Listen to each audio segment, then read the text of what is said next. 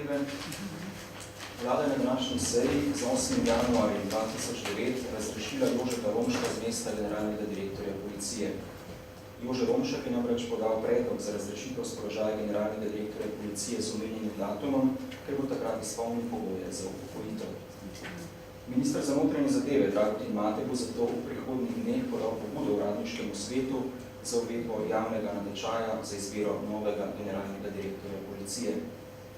Glede na potek postopkov je tako realno pričakovati, da bo novi minister ali pa ministrica za notranje zadeve po primopredaji poslov na svoji mizi imel predloge posebne natečajne komisije z imeni kandidatov za novega generalnega direktorja policije in tako tudi možnost strokovne presoje in izbire. Vlada je na današnji seji s 15.10.2008 razrešila tudi državnega sekretarja na Ministrstvu za notranje zadeve magistra Zvonka Zinrajka. Magister Zvonko Zinrajk je namreč zaprosil za razrešitev zaradi upokojitve.